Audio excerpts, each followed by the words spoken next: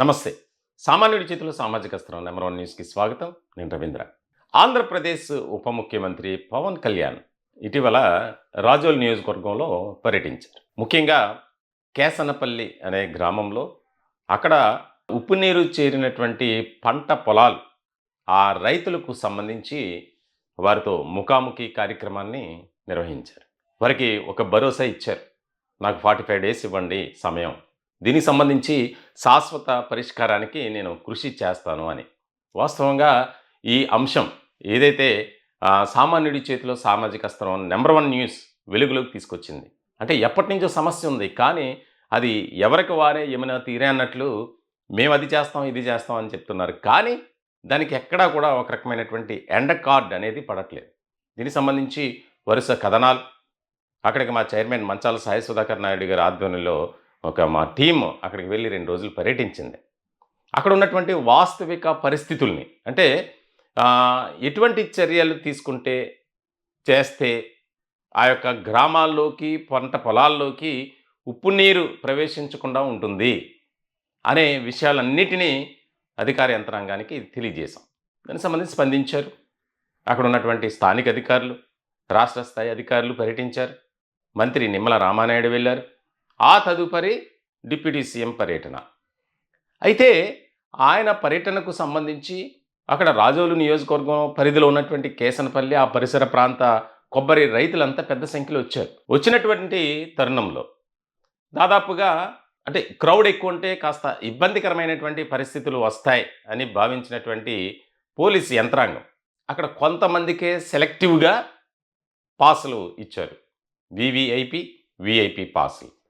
ఇలాంటి సందర్భంలో అక్కడ పవన్ కళ్యాణ్ పర్యటించినటువంటి సందర్భంలో కొబ్బరి తోటల్లో కానీ, అలాగే ఏదైతే శంకరగుప్తం డ్రైనేజ్ సంబంధించినటువంటి ఆ బ్రిడ్జ్ ఉందో అక్కడి నుంచి కూడా ఆ పంట పొలాలను, అక్కడ ఉన్నటువంటి వాస్తవిక పరిస్థితులను అధికారుల నుంచి అడిగి తెలుసుకున్నారు. అలాగే ఫోటో ఎగ్జిబిషన్ కూడా జరిగింది. ఈ అన్ని కార్యక్రమాల్లో ఒక వ్యక్తి అంటే అపరిచితుడు అక్కడ తిరిగాడు. దానికి సంబంధించి కుట్రకోణం దాగి ఉంది.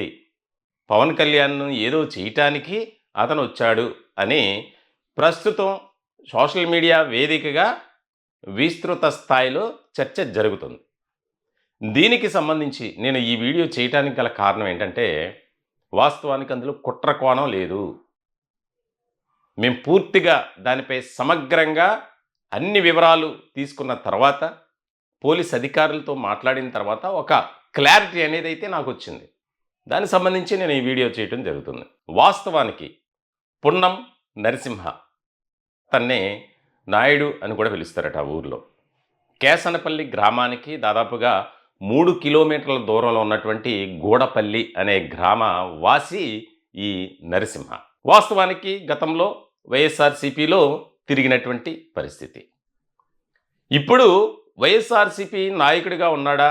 వైఎస్ఆర్‌సీపీ కార్యకర్తగా ఉన్నాడా అంటే కాదు. ఆ పార్టీలో లేరు.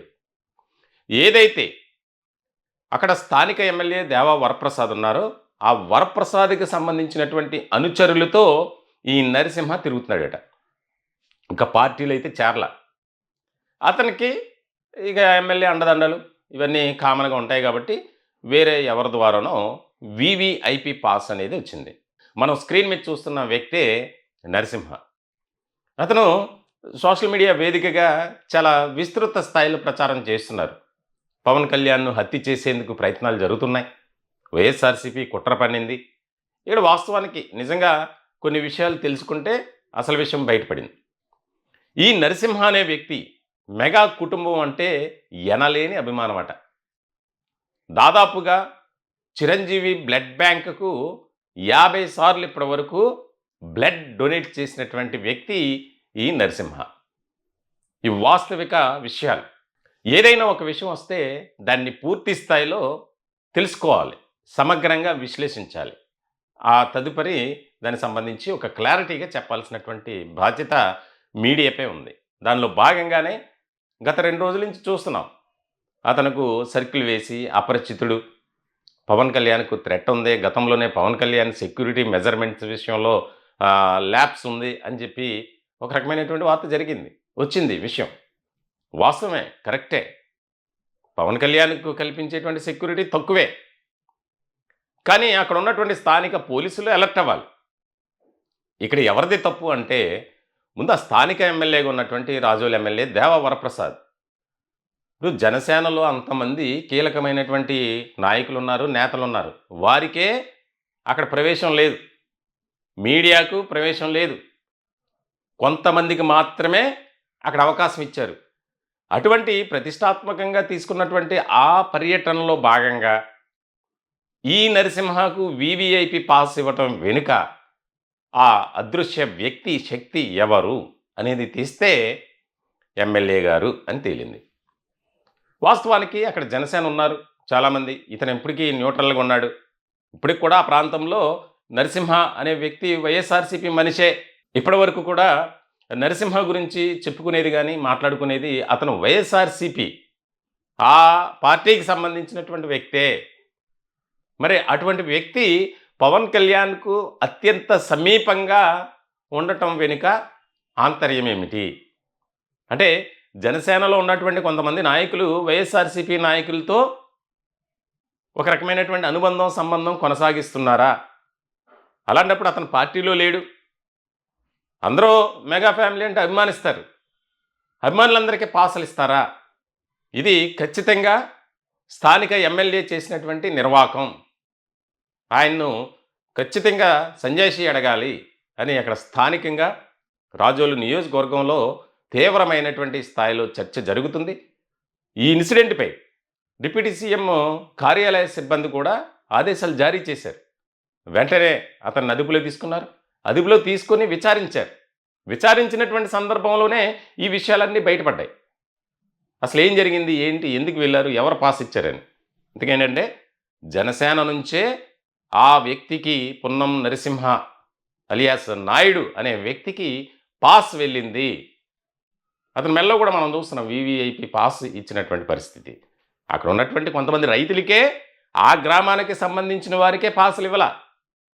అలాగే జనసేన పార్టీకి సంబంధించి ఎందుకంటే లా అండ్ ఆర్డర్ ఇష్యూ రావటం, ఆయనకి ఆల్రెడీ థ్రెట్ ఉంది, ఇవన్నీ ఎందుకులే అన్న ఆలోచనతోనే పోలీసులు కాస్త టైట్ చేసినటువంటి పరిస్థితి. అలాంటి పరిస్థితుల్లో కూడా ఒక సాధారణ వ్యక్తి పాస్ తీసుకొని పవన్ కళ్యాణ్కు అత్యంత సమీపంగా ఉండటం, మరి పోలీసులు ఏం చేస్తున్నారు, అక్కడ జనసేన నేతలు ఏం చేస్తున్నారు అనేది కూడా ఒక ప్రశ్న. మరి కనీసం పట్టించుకోవాలి, దానికి సంబంధించి అడగాలి మీరెవరని. పార్టీలో ఉన్నటువంటి వారందరికీ దాదాపుగా అతను మన పార్టీ వ్యక్తి కాదు, వైఎస్ఆర్సీపీ నాయకులతో అంటకాగుతున్నటువంటి వ్యక్తి అని తెలుసు కదా. ఇలాంటి పరిస్థితుల్లో కేవలం ఎమ్మెల్యే మనుషులే అతనికి వివిఐపి పాస్ ఇచ్చారు. ఇదెక్కడి విచిత్రం, అన్యాయం. ఇలా పార్టీలో ఉన్నటువంటి వారికి ప్రాధాన్యత ఇవ్వకుండా, పార్టీలో ఉన్నటువంటి వారిని కలుపుకోకుండా ముందుకు వెళ్తే రానున్న రోజుల్లో నియోజకవర్గ పరిస్థితి ఏంటి? జనసేన పార్టీని మేము నమ్ముకుని ఉన్నాం. మరి అటువంటి పరిస్థితుల్లో ఈ రకమైనటువంటి సందర్భాలు చోటు చేసుకుంటే కాస్త క్లిష్టమైన కష్టమైన పరిస్థితి. కాబట్టి అధినేత ఆలోచించి వెంటనే దీన్ని ఇటువంటి పునరావృతం కాకుండా గట్టిగా చర్యలు తీసుకోవాలని చెప్పి డిమాండ్ చేస్తున్నారు. మొత్తానికైతే సోషల్ మీడియా మెయిన్ మీడియాలో వస్తున్నటువంటి వార్తల్లో వాస్తవం లేదు. అతనిపై కుట్ర ఏం జరగలేదు. డిప్యూటీ సీఎం పవన్ కళ్యాణ్ మీద అతను అపరిచిత వ్యక్తి ఏం కాదు, పరిచితుడే. కాకపోతే వైఎస్ఆర్సీపీకి అనుకూలంగా ఉన్నటువంటి వ్యక్తి కాబట్టి ఇప్పుడు చర్చనీయాంశమైనటువంటి టాపిక్ ఉంది.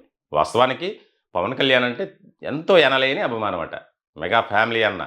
అతనే చెప్పాడు పోలీసుల దీంట్లో విచారణలో ఒక స్టేట్మెంట్ ఇచ్చాడు. దానికి సంబంధించిన ఫొటోస్ 50 సార్లు బ్లడ్ డొనేట్ చేశాడండి చిరంజీవి బ్లడ్ బ్యాంక్ ఆధ్వర్యంలో జరిగే కార్యక్రమాల్లో. కాబట్టి కాస్త ఊపిరి పీల్చుకున్నారు. అదే ఏదైనా అదృశ్య శక్తో వ్యక్తో అయితే కాస్త ఇబ్బందికరమైనటువంటి పరిస్థితులు ఉండేవి. ఈ టాపిక్పై మీ విలువైనటువంటి అభిప్రాయాలు కామెంట్ రూపంలో తెలియజేయండి. దయచేసి మా ఛానల్ని సబ్స్క్రైబ్ చేసుకోండి. Thank you.